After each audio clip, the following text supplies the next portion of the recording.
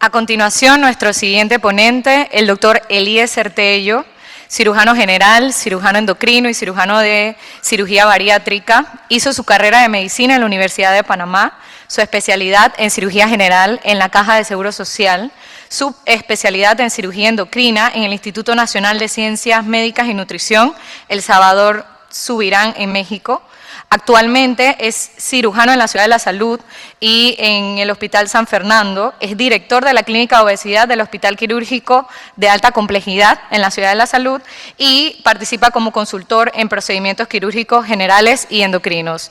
Hoy nos acompaña con el tema cirugía revisional.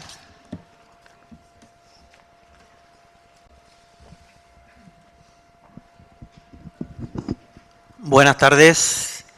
Muchas gracias al comité organizador de este exitoso congreso y de paso aprovecho para darle mis más sinceras felicitaciones por esta gran organización. A mí se me pidió que tocara el tema que por cierto es muy actual.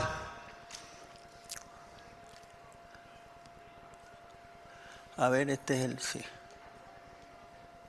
Acerca de un tipo de cirugía bariátrica emergente que se ha puesto muy en boga y que antes prácticamente no se llevaba a cabo y que se engloba pues dentro del concepto de lo que se llama cirugía bariátrica revisional.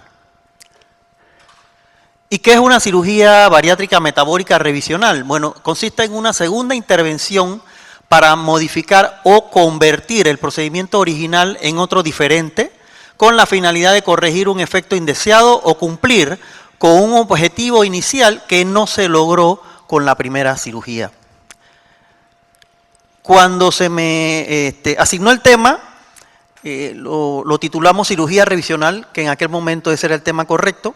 Hace un par de meses la IFSO, que es la gran asociación que conglomera a todas las sociedades de obesidad del mundo, modificó el tema, el título, y ahora la cirugía revisional es conocida más bien como cirugía de conversión.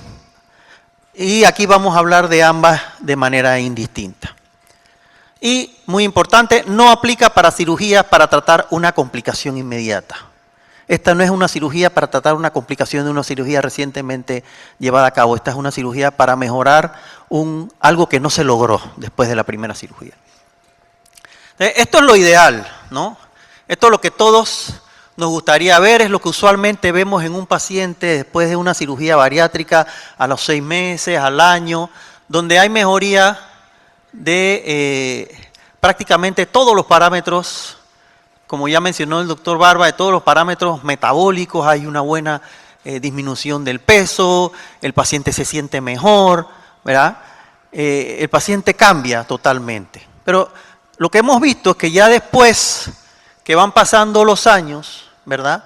Mientras más seguimiento le das a los pacientes, vas encontrándote entonces otro tipo de problemitas. Los pacientes van presentando ciertas cositas, los resultados ya no son tan halagüeños como en los primeros meses posoperados, y de esta manera pues podemos ver que la cirugía más realizada hoy en día sigue siendo la manga gástrica, ¿verdad?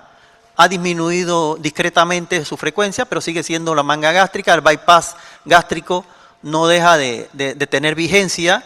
Las otras cirugías han aumentado discretamente, y aquí en esta fila vemos pues que la cirugía revisional hoy en día es reconocida ya como parte de la cirugía bariátrica. Es decir, ya es parte de la práctica del cirujano que se dedica a tratamiento de la obesidad. Alcanzó su máximo, ¿verdad? En el año 2019 ha ido disminuyendo, y hoy 11% de las cirugías bariátricas que se llevan a cabo son cirugías de revisión de otro procedimiento que ya se ha realizado anteriormente. Y eso no es nada raro. Eso no es nada raro porque en cierta manera lo que nos dice que estas cirugías hayan bajado un poco es que quizás estamos escogiendo mejor a los pacientes, estamos seleccionando la mejor cirugía para ese paciente, y también porque Dentro del armamentario de la cirugía bariátrica se ha ampliado y tenemos cirugía que cada vez son más exitosas, digámoslo así, y que se requiere un poquito menos de la cirugía revisional, pero aún así, la tercera en frecuencia, cuando tomamos en cuenta todas las cirugías bariátricas, son cirugías revisionales. Es decir, que es un tema de mucha actualidad. ¿Cuáles son las indicaciones más frecuentes? ¿Cuáles son los problemas que vamos a ver a largo plazo en los pacientes después de cirugía bariátrica? Uno, la pérdida de peso insuficiente, ¿verdad? La falta de resolución de comorbilidades, que hoy en día es lo que a nosotros más nos preocupa como cirujanos de obesidad, resolver el problema de las comorbilidades, que es lo que al final va a complicar la salud de los pacientes. Lo otro es la reganancia de peso. Yo creo que todos conocemos a algún pacientito que se operó de obesidad, disminuyó muy bien de peso y después tuvo una reganancia, ¿verdad? Es parte de lo que vemos hoy en día. El reflujo gastroesofágico se ha convertido también en un hallazgo bastante frecuente en los pacientes después de cirugía bariátrica. Menos frecuente la intolerancia alimentaria y, gracias a Dios, mucho menos frecuente la desnutrición proteico-calórica. Estas son lo que nosotros vamos a ver más en los pacientes y es lo que más nos va a llevar pues, a que tengamos que considerar una cirugía de conversión en ellos. ¿Y cuáles son los factores causales?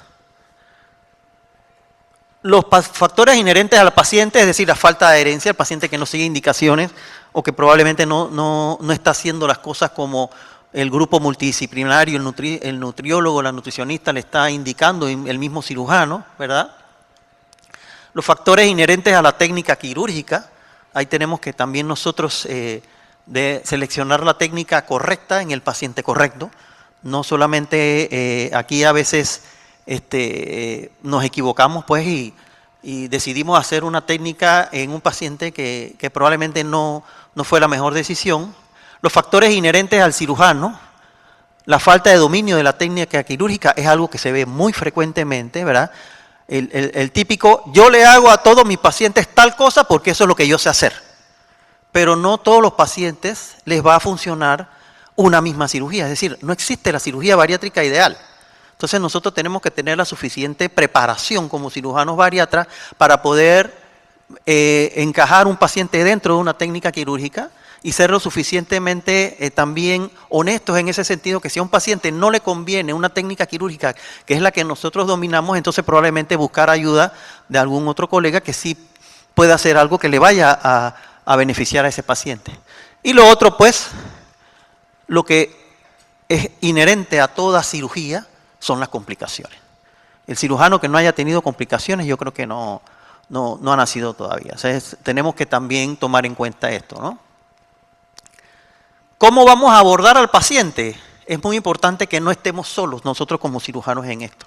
Cuando un paciente tiene alguno de estos problemas que le he mencionado, ¿verdad? El paciente necesita un tratamiento, necesita una adecuación. Antes de decidir una cirugía de conversión o cirugía revisional, tenemos que tratar a ese paciente por lo menos 6 meses de ese problema que el paciente presenta para ver si no es necesario llevarlo a cirugía y podemos resolverlo de una manera médica.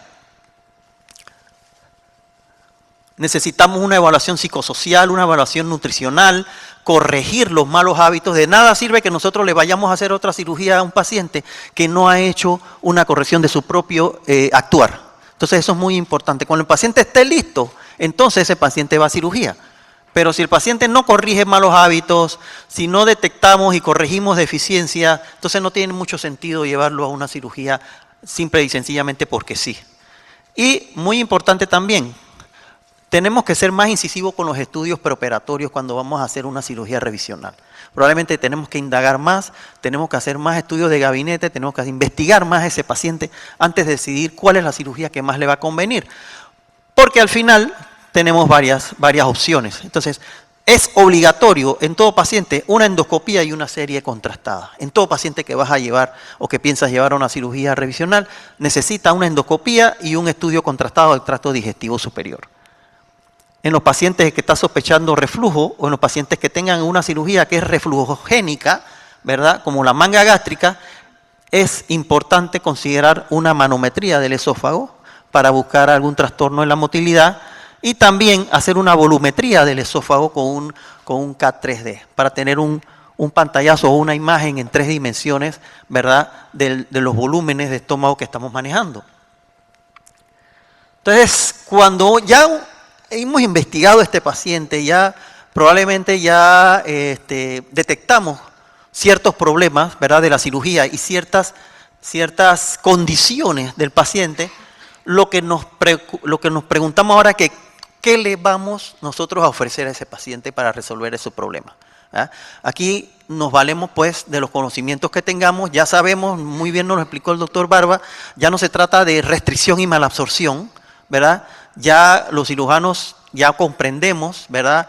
Hemos aprendido que esto va más allá de eso, hay un papel muy importante del intestino y de las incretinas y demás factores humorales que inciden directamente en, número uno, en el comportamiento nutricional del paciente y también en el comportamiento metabólico del cuerpo. Entonces, nosotros tenemos que conocer qué podemos ofrecerle al paciente y tenemos que ofrecérselo para tener ya en una segunda intervención el éxito que no se pudo obtener en la primera.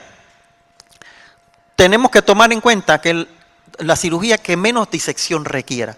Antes, cuando un paciente se hacía un bypass gástrico y el bypass gástrico fallaba, lo que se le decía es que ya no tenían más opción.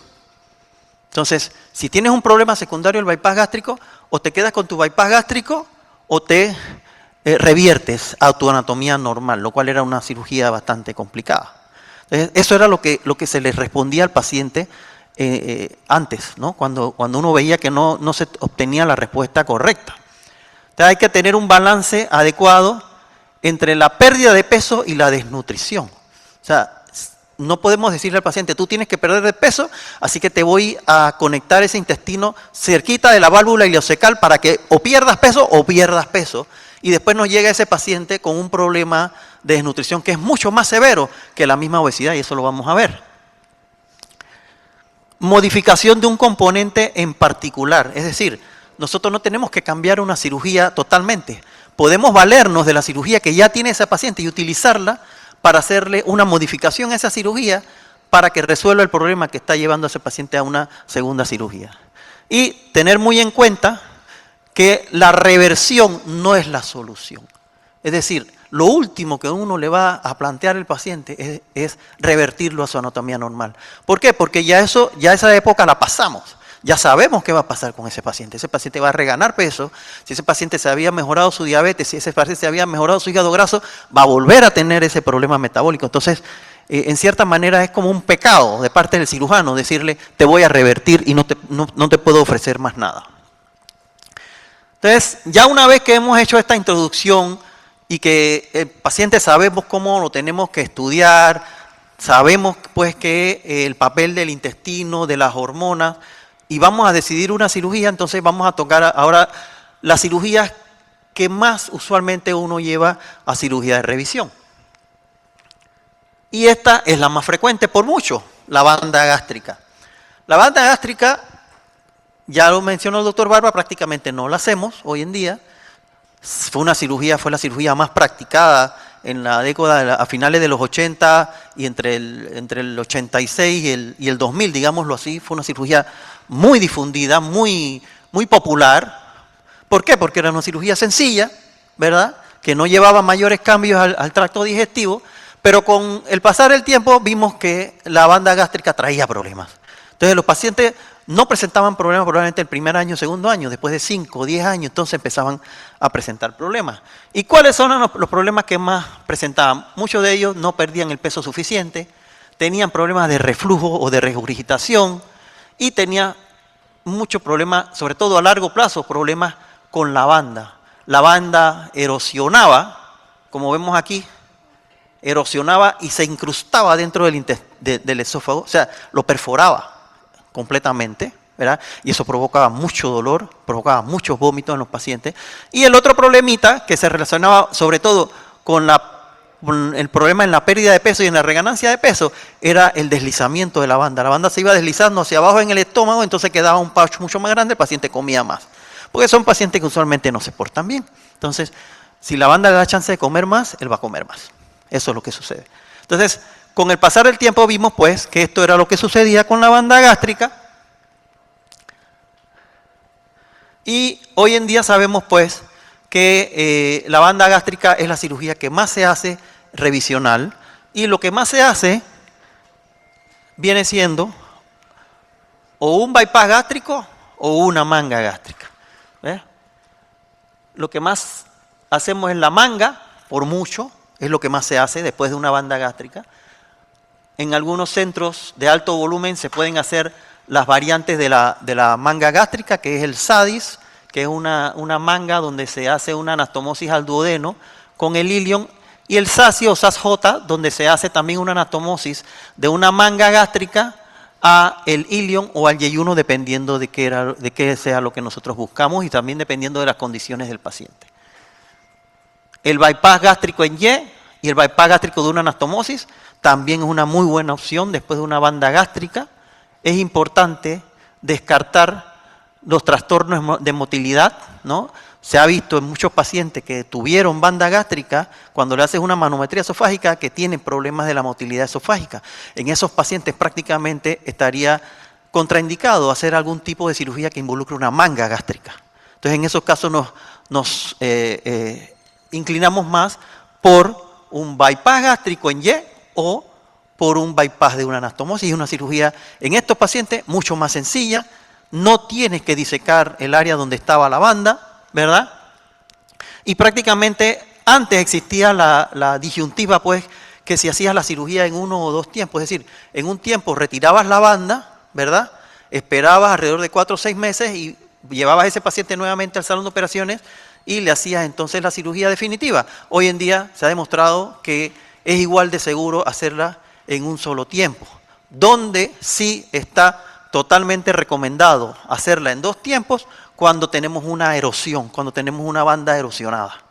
Porque recordemos que ahí el cuerpo extraño, que es la banda que retiramos, está una porción fuera del esófago y está otra porción dentro del esófago. Entonces, en esos casos preferimos retirar la banda, que usualmente se hace por endoscopía o por una gastrotomía, ¿verdad? Y luego de ello, que el paciente se desinflama y que el paciente ya está mejor preparado, llevarnos a una cirugía definitiva, o una segunda cirugía o cirugía de revisión. El segundo procedimiento que más revisiones tiene es la más popular hoy en día, que es la manga gástrica. Y eso no quiere decir que la manga gástrica sea una mala cirugía. De hecho, es una excelente cirugía, es una cirugía que resuelve muchos problemas, pero que también con el tiempo se ha visto, pues, que nos trae ciertos problemitas. Hasta un 30% de las mangas gástricas están siendo llevadas a revisión. ¿Por qué? Sobre todo por estas 2 razones. Por la pérdida de peso insuficiente o la reganancia de peso sobre todo después de 8 a 10 años, ¿verdad? Y también por la presencia de reflujo gastroesofágico. La cirugía más comúnmente indicada para la manga gástrica de revisión es el bypass gástrico. De eso actualmente no hay ninguna duda. Esa es la que se recomienda en todos los consensos, ¿verdad? Sobre todo si el paciente tiene reflujo gastroesofágico, si el paciente funciona también, si el paciente tiene pérdida de peso insuficiente o reganancia, si hay una falla en resolución de comorbilidades, si hay una malnutrición o intolerancia. Muchos pacientes de banda gástrica no toleran la comida, ¿no? Y eso los lleva, pues, a una malnutrición, más que a bajar de peso, los lleva a una desnutrición, a una malnutrición. Ahí está indicado también un bypass gástrico, y sobre todo también cuando hay obstrucción de la manga, cuando hay estrecheces en la manga, usualmente se recomienda hacer un bypass gástrico en un nivel por encima de la obstrucción o de la estrechez. Entonces, en conclusión, después de una banda gástrica, el procedimiento más recomendado, más realizado hoy en día, es el bypass gástrico. ¿Qué va a ser un bypass gástrico en Y de Rux, ¿no? Como usualmente se hace, o también puede ser un bypass gástrico de una sola anastomosis, que es una excelente opción también, sobre todo en los pacientes que tienen pérdida de peso insuficiente, reganancia o falla en la resolución de comorbilidades, porque es una cirugía, el bypass gástrico de una anastomosis es una cirugía más metabólica aún, ¿verdad? Y no se recomienda solamente cuando hay presencia de reflujo gastroesofágico. Es decir, si nosotros tenemos que escoger ¿qué bypass le vamos a hacer al paciente después de una manga gástrica? Tenemos que estar seguros que ese paciente no tiene problemas de reflujo. Si el paciente tiene problemas de reflujo, vamos a hacerle un bypass en Y. Si el paciente no tiene un problema de reflujo, una excelente opción es el bypass de una sola anastomosis. Y la otra opción es después de una manga también, que son muy populares, sobre todo en Sudamérica, en Brasil, se hace mucho, en Colombia también se está haciendo, es el SADIS y las biparticiones, igual que en Asia. Se recomienda sobre todo en los pacientes que tienen índice de masa corporal mayor de 50. Es decir, todavía vemos pacientes que después de una cirugía de manga gástrica tienen índices de masa corporales muy elevados o que reganan peso. Entonces, en esos pacientes se recomiendan cirugías un poquito más complejas, ¿no? Cuando hay falla en la resolución de comorbilidades o recurrencia, y no se recomienda en pacientes con reflujo gastroesofágico o trastorno en la motilidad. ¿Por qué? Por la misma razón.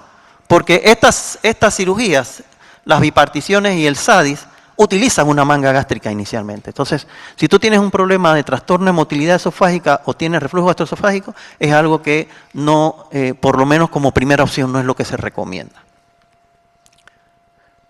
El bypass gástrico, como ya les mencioné inicialmente, es una cirugía que sigue teniendo vigencia, es una cirugía que sigue siendo una muy buena opción para el paciente obeso mórbido.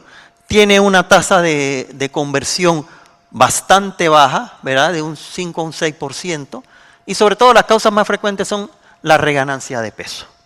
Lo que se ha visto es que los pacientes que tienen índice de masa corporal mayor de 50, mayor de 60, ¿verdad? Y tienen bypass gástrico, la probabilidad de reganancia está por encima del 50%. Entonces estos son los pacientes que uno lleva a revisión. Y existen muchas técnicas dentro de las revisiones de bypass gástrico, como ustedes pueden ver aquí, pero las más recomendadas son las que vamos a mencionarles ahorita, que son, número 1, en pacientes que tienen un alto riesgo quirúrgico, ¿verdad? Considerar las técnicas endoscópicas, que son mínimamente invasivas. Usualmente un bypass en Y que regana peso, que no pierde peso adecuadamente, es porque la anastomosis es muy amplia y permite el paso liberal de mucha comida. Entonces, en esos casos se recomienda pues las técnicas endoscópicas, donde se disminuye el diámetro de la anastomosis gastroyeyuno, que es lo que en final va a tener cierto efecto restrictivo. Se detiene la reganancia, hay pérdida de peso adicional en estos pacientes hasta un 10%, ¿verdad? Y los dos métodos más comúnmente usados son la fibrosis con argón y las suturas endoscópicas transmusculares con el overstitch, que eso lo hace el gastroenterólogo por vía endoscópica, un paciente que usualmente es ambulatorio y se va para su casa el mismo día. Ya en situaciones un poquito más complejas o que el paciente presente otro tipo de problema, entonces vamos a convertir un bypass gástrico, y ya el bypass gástrico tiene cirugías para convertir y tiene múltiples opciones. La opción más recomendable y más utilizada hoy en día, por lo menos en los Estados Unidos, es la distalización. En la distalización, ¿qué es lo que hacemos? En la distalización, lo que hacemos en un bypass normal, ¿verdad?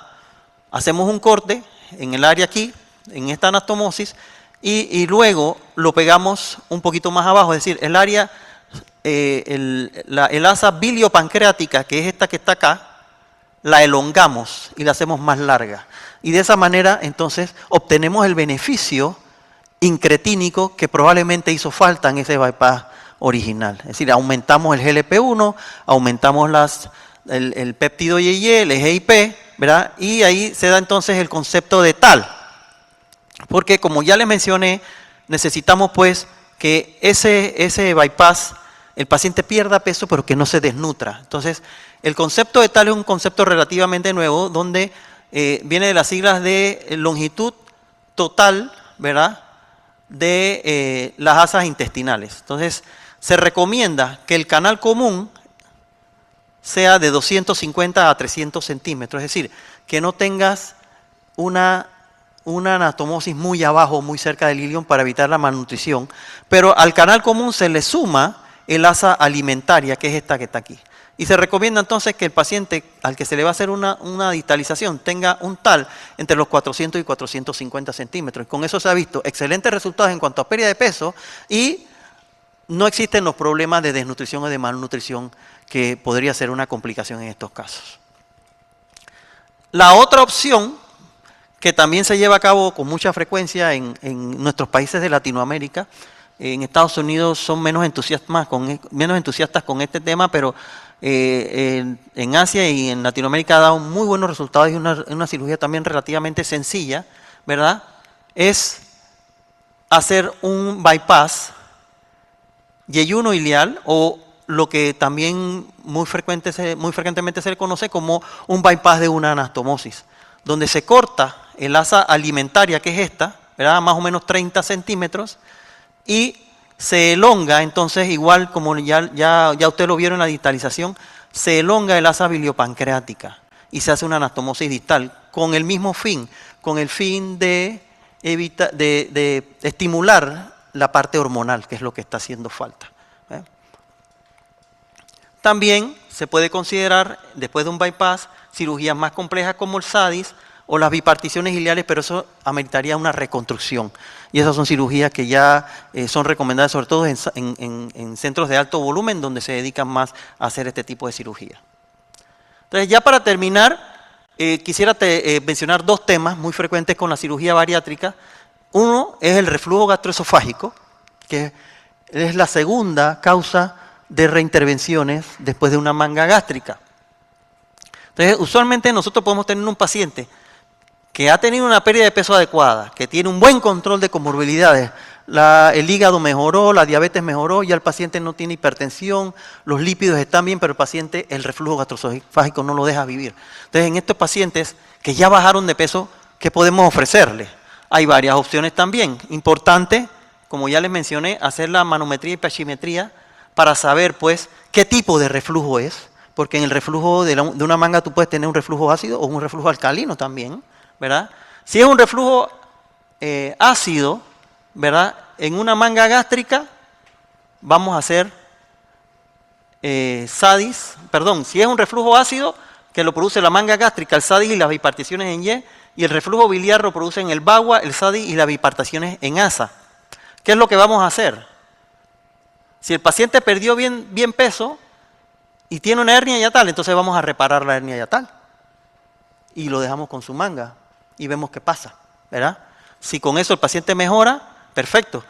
Si tenemos también la opción, aquí en Panamá no he visto que se haya colocado, pero sí tiene aprobación de la FDA en los Estados Unidos, es reforzar el esfínter con imanes, es decir, reparar la hernia y además colocar un sistema de imanes que es como un collar de cuentas que se coloca alrededor del esófago, ¿verdad? Y tiene la facultad de que cuando deglutimos se expande y cuando ya no estamos deglutiendo se contrae y de esa manera evita el reflujo.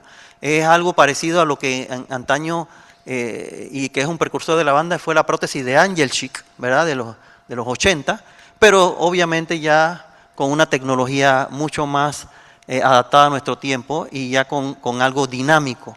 Y la otra opción siempre va a ser la conversión a una anastomosis en Y, ¿verdad? Que prácticamente cura el reflujo en más del 95% de los casos. Para terminar, un problema que ningún cirujano bariatra quiere ver, que es la malabsorción, ¿verdad? Usualmente la malabsorción de micro y macronutrientes, los micronutrientes, las vitaminas, el hierro, la vitamina B12, usualmente lo manejamos ya sea de manera oral o de manera parenteral y el paciente no tiene mayor problema en ese sentido si le damos el seguimiento adecuado. El problema real es este paciente de la desnutrición proteica, el paciente que viene marasmático, que es un paciente que usualmente se perdió del tratamiento, del seguimiento, ¿verdad? O que no ha sido manejado adecuadamente, probablemente se escogió a un paciente incorrecto para una cirugía incorrecta, como ya les mencioné al principio, y terminamos así. Entonces, esto no es un éxito de una cirugía bariátrica. Paciente perdió de peso, sí, perdió peso, pero le creamos otra enfermedad. Y que usualmente estos pacientes van a significar muchos más costos a los sistemas de salud que el paciente que tiene las demás complicaciones. Entonces, muchas veces tenemos que tratar de no pasarnos de tratar a los pacientes, ¿no? Entonces, ¿cuáles son los factores predisponentes para que esto suceda? Los pacientes con un canal común corto, las cirugías iliares donde hacemos una anastomosis muy baja, ¿verdad? Una suplementación nula o una inadecuada o una pérdida de seguimiento, que es muy importante el seguimiento, es fundamental. Entonces, ¿qué es lo que vamos a hacer? Son cirugías que son relativamente sencillas. Volvemos a lo mismo, vamos a jugar con el intestino, ¿verdad? En este caso, nos fuimos de más, entonces vamos a cortar esas asas, pero sin cortar intestino, sin quitar intestino, sin resecar intestino. Entonces, lo que vamos a hacer, y como siempre, no vamos a tocar la cirugía inicial, vamos a trabajar lejos de ella. Si es una anastomosis en Y, hacemos un corte, ¿verdad? Aquí donde está la D, hacemos un corte del asa alimentaria y lo pegamos entonces más arriba. Y de esa manera hacemos una asa común mucho más larga. Igual acá. Acá, por ejemplo, tenemos el ejemplo de un bypass de una anastomosis, ¿verdad? Con un asa biliopancreática de 200, hacemos un corte del asa eferente a 60 centímetros para evitar reflujo y entonces hacemos otro corte en el asa aferente antes de la anastomosis y nuevamente empatamos intestino de manera tal que ganamos, dejamos un asa biliopancreática de 60 y ganamos 140 centímetros de intestino para absorber. Y con esto, que es una cirugía relativamente sencilla, donde no vamos a tener que desmantelar la cirugía previa que el paciente tiene, le resolvemos su problema de malabsorción. Pero antes de esto hubo algo mucho mayor, un paciente que venía con falla cardíaca, que venía en anasarca, que nos gastamos probablemente muchos miles de dólares en nutrición parenteral y en suplementos nutricionales para recuperarlo. Entonces, esto es lo que yo llamaría el peor fracaso de la cirugía bariátrica. Entonces, las conclusiones son que la cirugía revisional es parte del armamentario del cirujano, no se traduce en fracaso de la cirugía bariátrica para nada, es segura y eficaz, hay múltiples técnicas simplificadas, además hay técnicas complejas, siempre tenemos que optar inicialmente por las simplificadas, se debe hacer un trabajo en equipo y nuevamente insisto que la reversión de la anatomía no es la solución. Es lo último que uno debe considerar. Creo que es la última. Sí, muchas gracias.